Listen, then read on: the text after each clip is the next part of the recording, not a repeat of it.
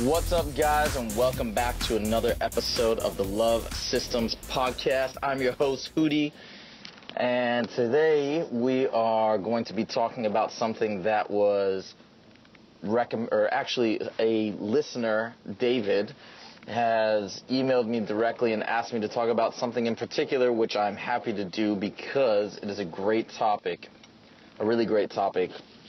And what we will be talking about today really boils down to how to develop a strong social circle, how to develop a good network of positive, supportive friends that will help you reach whatever goals you may have, whether they be business, game-related, or what have you, and to more or less extricate negative friendships or negative colleagues, etc., how to essentially ice those out. Because that is also very important. That is something that I've had to do time and time again. And one of the main themes that will be discussed and will be brought up today is the notion of abundance.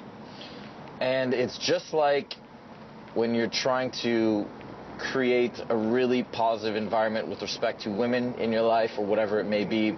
The same holds true with friends. You really want to be striving and pushing for abundance, because with abundance comes options and flexibility, and it will give you more power when deciding which friendships are negative and which are not. And if you don't have this level of abundance, you'll be more inclined or more likely, essentially more desperate.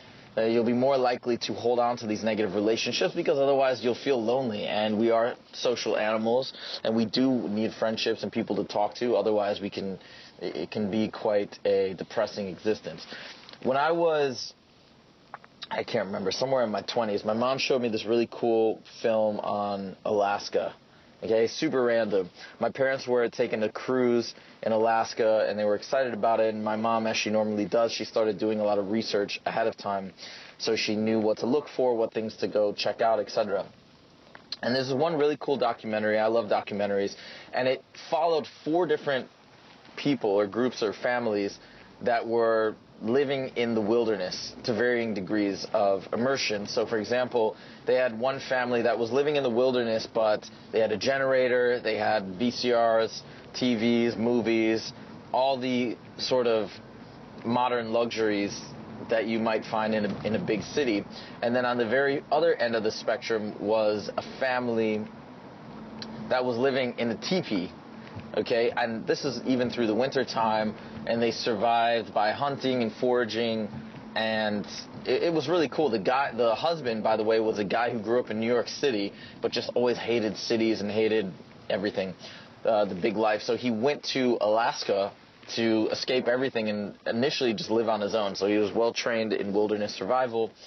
So he goes out there, and I guess I think it was the first 6 years or something, he was just totally alone, and had a gun and basically a canoe, and would just travel around and would live. And what he said was, even though he really liked isolation, kind of considered himself a hermit, when he was totally alone, he noticed that he started getting really weird, in his own words. That's what he said. He started getting really strange. He started talking to himself because he craved social interaction so badly, didn't realize that he needed it, and he just started essentially losing his mind. That's when he realized that wasn't the way to live. He liked living in the wilderness, but he needed some sort of companionship. So he went into one of the neighboring cities for a period of time, ended up meeting his wife, and they got married, and then they went back out and lived this very rough life in the wilderness, which she also loved too.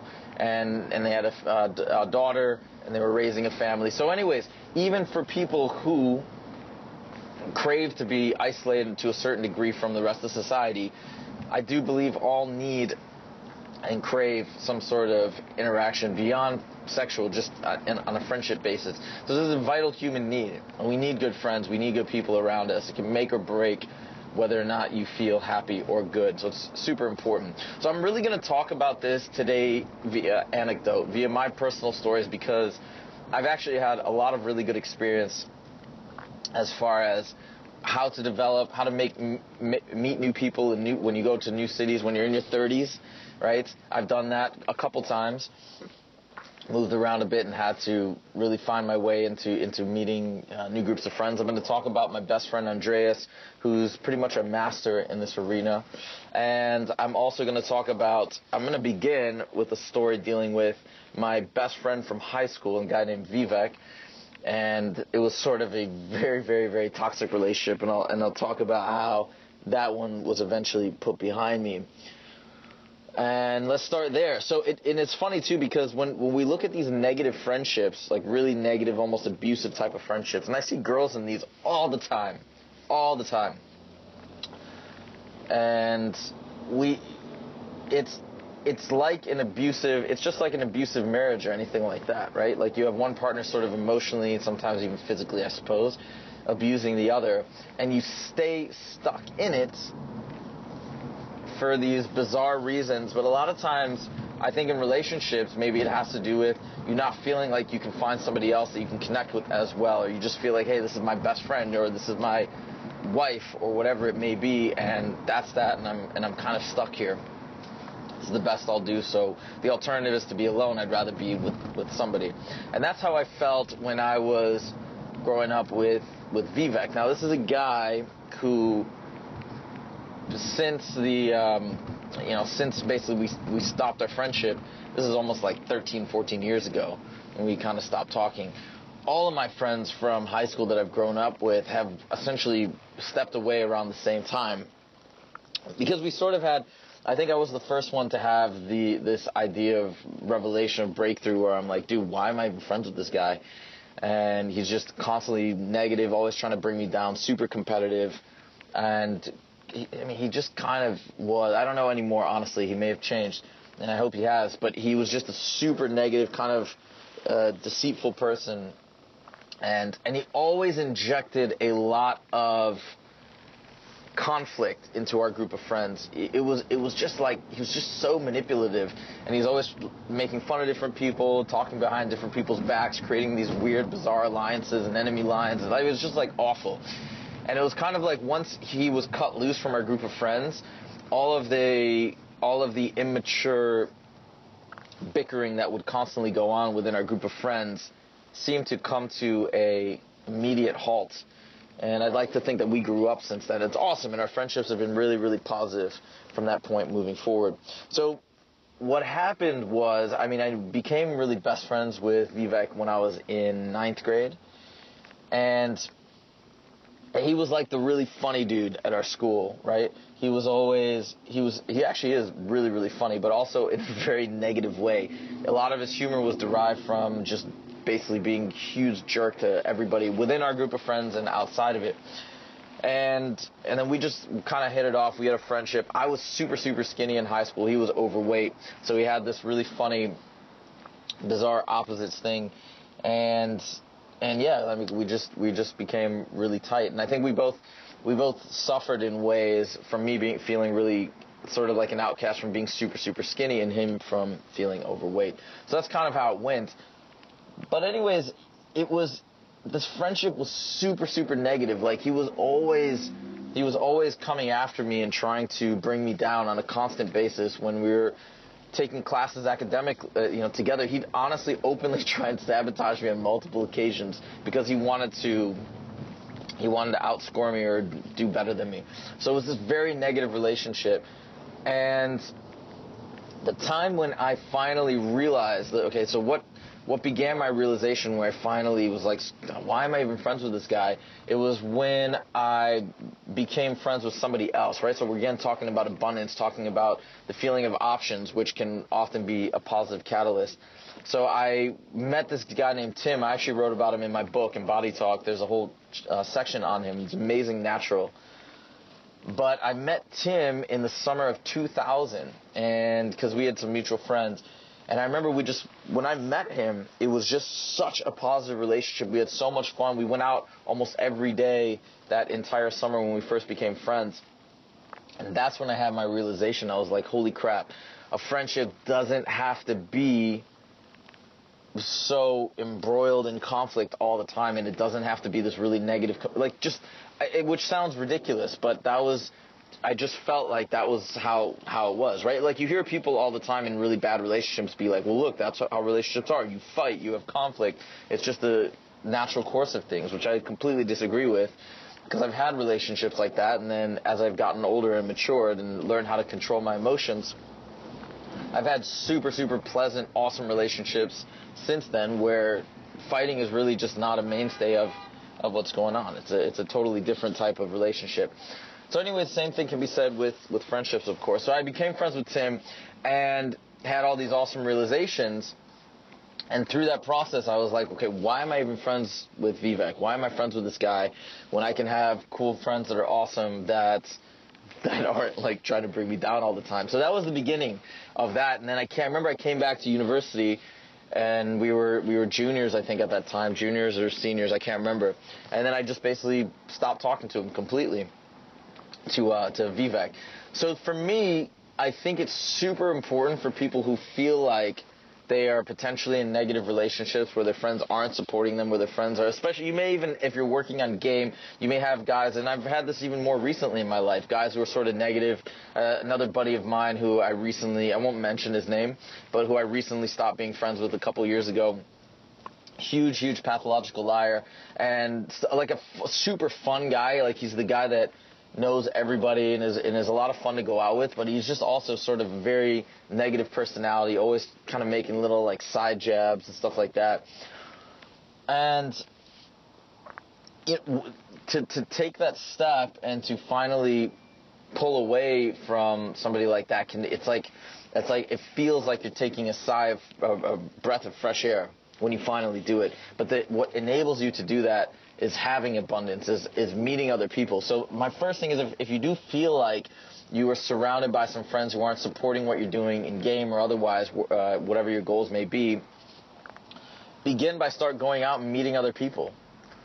You can do that in a number of ways. So let me tell you about some of the ways that I've met awesome friends and made some great relationships and connections in the past couple of years. One of the key ways, by the way, is getting into game. What I've found is that people in the game community, not everybody, I mean, I have found people, of course, that I haven't got along so well with, but a lot of the people are very concerned with self-improvements, and so their goals are congruent with my goals by and large. A lot of the guys who are really serious about this stuff, and you meet really awesome, fun, like amazing guys who are super talented and have done all these cool things, but they just can't get the female aspect to click, at least initially. And I find that to be one of the ways that has really helped me to meet like awesome people and build my social circle massively. And for me, I was lucky enough to work at it, get good enough at it, and eventually become an instructor. And that opened up a whole plethora of possibilities for meeting other people that have similar goals and that are really, really positive and supportive. So that's been awesome for me. Other ways that I've met people since coming to LA is honestly just by going out and meeting people out and about at clubs or bars, sort of, again, along the same lines, that are also into game and whatnot. Playing tennis, getting involved in other extracurriculars that I actually like and enjoy, going to random networking events. So if you are an entrepreneur or working in whatever field it may be, you don't even have to be an entrepreneur, but I would go to random career fairs. So there's something called Digital LA, which is a pretty cool place where you can meet other business guys and entrepreneurs. And I think a really important lesson that I've learned from Andreas, who again is what you might call a master, a real expert when it comes to networking, is when he goes to these particular events to meet people, to mingle, and in a lot of ways look for business opportunities, he doesn't approach it in that way where he's like, hey, I'm going to go schmooze and really work the room, right? The way that he approaches everything is from a sincere standpoint, because he honestly does love meeting people and love making and building new connections and nurturing those connections. He finds that intrinsically gratifying. So what ends up happening is he's literally going out and talking to people to get to know them, to meet them, to actually hang out with them. And these relationships often turn into business opportunities, but that's not like his prime objective or ambition when he goes to these things. So I think it's really important that you go to these events and you meet people from the perspective that you are actually legitimately going out to meet and make new friends, people to hang out with. And if that happens to blossom into a lucrative business connection, well, so be it. Andreas always says that the way you can differentiate the really good guys who are especially skilled with networking, with building connections, and the guys who are not so good is whether you can tell that it sort of is fake, right? Like, if it seems a forced thing where they're kind of going around and they don't seem sincere or authentic as far as getting to know people, and they're going around for the sake of collecting business contacts and really just trying to turn these connections into money-making opportunities.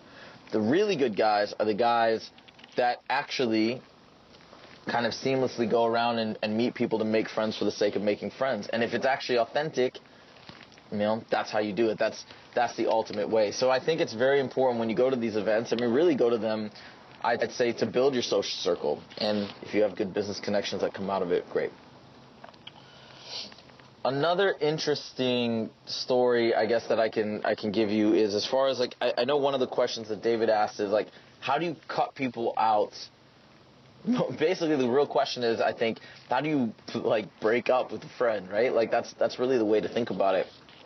If you have good friendships or people that you've known for a while, and now suddenly you want to cut them out or sidestep away from them, how do you do it? And to be honest, it's really not, to me, it doesn't seem that hard anymore. Granted, some of that ease comes with the idea that I don't feel any pressure to be stuck to any one person. I have such a huge abundance of, like, awesome friends that I know all over the place in LA and elsewhere. So I don't really feel that pressure, but the way that I've historically done it is, honestly, you can do it one of two ways. If it's somebody that you literally don't have to see that often, they're just trying to hit you up to hang out or do these different things, hey, fine. You can literally just sort of sidestep and not return their calls so much, or just not plan to hang out with them as frequently. That's a really, really easy way to do it. If it is somebody who is like you consider one of your best friends, like I did with Vivek, and it's literally somebody who you've now realized that they're just super negative and you don't want to spend as much time with them, you can also have a very, very frank conversation with them, just as if you were breaking up with a girl, and let them know, like, hey, here's the issue. This is what I'm kind of been facing, and this is why our friendship doesn't seem to be working for me anymore. You can give them an opportunity to try and change or be more positive, and they may step up to the plate and may actually turn things around and be a better friend for you. And I've seen people do that where it's worked. I've seen people do that where it doesn't work. But you give the opportunity, you give the chance, and then it's obvious if it's not working, and then you can just be like, hey, listen, I think, like, I don't want to hang out that much anymore, right? So it's very similar to breaking up with somebody in that respect, but it's not as, it's not as painful, I think, or problematic. Still have other friends too, right? I see this with girls more often than guys. I don't know why exactly, but I see girls all the time be stuck in these really, really negative relationships. So again, I'm not going to name names, but there's one girl in particular that I know who's kind of like the really sweet, really nice girl in a group of friends, and all her other friends just seem to be super, super negative all the time. And slowly now she's waking up to that reality and is starting to try and build friendships outside of this one really negative relationship. But overall, these are her friends since high school, since middle school, and she just feels like stuck. Like, how can you not be friends with these people? But you realize, like, as she's building up her friendships outside of this group, finally, for the first time in her life, she's finally now feeling empowered to actually not be so close with them. And it's really cool. It's really important. So hopefully this gives you a starting point, David, and anybody else out there who's interested in trying to expand their social circle, meet guys to go out with, and to just be friends with, really. Last thing, David did mention in his email, like, how do you find other guys who you can go out and game with and really work on cultivating that skill set? Let me tell you how it happened for me. I know that you can meet people in the lounge, Love Systems Lounge, things like that, I didn't really do it that way. I was lucky at the boot camp that I took, the first boot camp that I took back in 2012, to meet a group of guys, because we had like a pretty big boot camp, to meet a group of guys that we just ended up becoming friends, and we all wanted to work on it together. So we exchanged numbers, and just boom, we started going out right after that. And that was how I did it. I know I just ran a boot camp a couple weeks ago, and the guys have been texting me and emailing me saying, yeah, they became friends, they're meeting up, they're going out and gaming regularly together. So that can be a great option. If you don't have the option of jumping on a boot camp or doing things like that, then yes, I do recommend trying to find people on the lounge or other ways. It's just like you don't know if your personalities will mesh or you'll get along, right? Because you're just meeting virtually. But you got to do what you got to do. Another way too is I met other guys when I was interning for some of the instructors, because you might be interning for somebody that has a few different interns. You guys can become friends that way, and so on and so forth. So that's about it. That is how the various situations that I've been in. That is how I've built my social circle to a certain degree, and that is how I have extricated the negative relationships in my life. One last thing I will say is, as you're getting to know people for the first time, and you meet somebody and they invite you out early on, try not to cancel too much. That first time that somebody invites you out and extends that olive branch friendship, try and make it happen. Because now, especially when it's on a little bit of thin ice, when you're just getting to know somebody, if you turn that down or don't come, it's just way less likely that they're going to hit you up next time. So, take advantage of it, go out, meet new people, be social, be amicable, and go forth and forge new friendships. All right, that's about it, guys. If you want to check out the show notes from today's podcast, go to www.lovesystems.com/podcast. Hit me up if you have any questions as well. You can email me at hootie@lovesystems.com. Always love to hear from listeners. And again, if you have a cool show idea, please let me know. Again, this topic was because somebody emailed me. So check it out and hit me up. And that's all for today. I will see you guys next time. Thanks so much for joining. Peace.